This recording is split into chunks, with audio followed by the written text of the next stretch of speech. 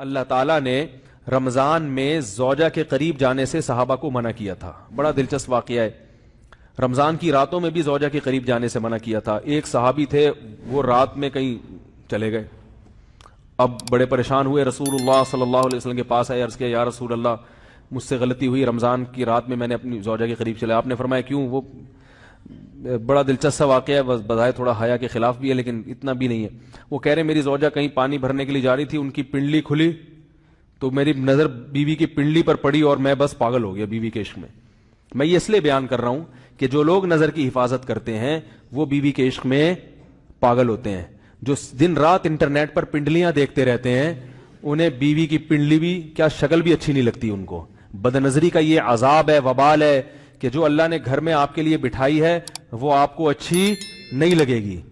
تو نظر کی حفاظت کیا کرو, اس سے آپ کو اپنی بیوی سے عشق ہوگا, محبت ہوگی. بات آ رہی ہے سمجھ میں؟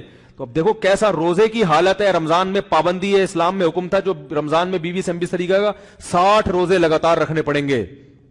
کتنا بڑا جرم, لیکن صحابی سے برداشت نہیں ہوا. صرف زوجہ کے پاؤں پہ نظر پڑی ہے تو وہ کیسے بیوی سے محبت کرتے ہوں گے, اور وہ بیوی کے بغیر رہ سکتے ہوں گے. اور آج لوگوں کے فون آتے ہیں, ہماری بیگم جس میں کے جاتی ہے اتنی خوشی ایسا اچھا سا فیل ہوتا ہے, ایسا عجیب سا محسوس ہو رہا ہوتا ہے جیسے آزاد ہو گئے. تو میں کہتا ہوں ظاہر ہے اب تمہیں موقع مل گیا کنڈی لگانے کا, ٹھیک ہے نا, اور یہ آنکھ مٹکے کرنے کا, تو خوش تو ہوگے. تو یہ بھی ایک عذاب ہے جو لبرل لوگ نے جس عذاب میں ڈالا ہوا ہے نا, اس میں عورت کے حقوق نہیں ہے. عورت کے حقوق نظر کی حفاظت میں اور عورت کے پردہ کرنے میں ہے. جب مرد باہر نکلے گا سب پردے میں ہوں گی تو آئے گا کس کے پاس؟ بیگم کے پاس ہی آئے گا. تو اتنے منہ کالا کرنے کے راستے کھول دیے ہیں تو ظاہر ہے پھر کامیاب ازدواجی زندگی نہیں ہوتی. تو وہ نبی کے پاس گئے, یا رسول اللہ ایسے ہوا, مجھ سے غلطی ہو گئی. تو آپ نے فرمایا کیوں؟ فرمایا ایسا ہو گیا تھا. تو آپ صلی اللہ علیہ وسلم نے فرمایا 60 روزے رکھو لگاتار. انہوں نے فرمایا ایک کی طاقت نہیں ہے, اس میں یہ ہو گیا 60 بھائی کیسے رکھوں گا, نہیں ہے طاقت 60. آپ نے فرمایا ٹھیک ہے پھر 60 غریبوں کو 2 ٹائم کا کھانا کھلاؤ. فرمایا اس کی بھی طاقت, بولو بھائی, نہیں.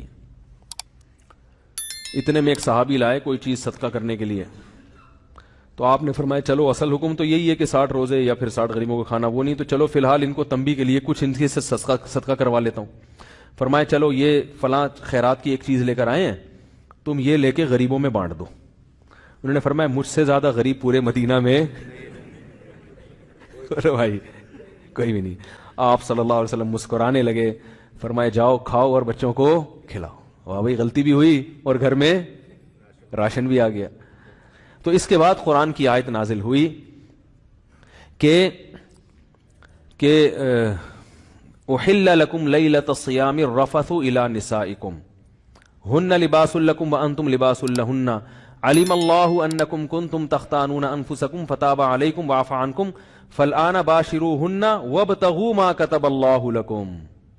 فرمایا اللہ کو پتا ہے کہ تم اس حکم پر عمل نہیں کر سکتے, لہذا رمضان کی راتوں میں تمہیں اپنی بیوی کے پاس جانے کی اجازت ہے, لہذا ان کے پاس جایا کرو اور اس اولاد کو تلاش کرو جو اللہ نے تمہارے مقدر میں لکھ دی ہے.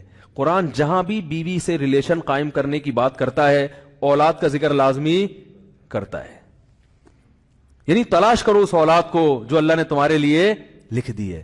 ما کتب اللہ لکم, ما کتب اللہ علیکم نہیں ہے.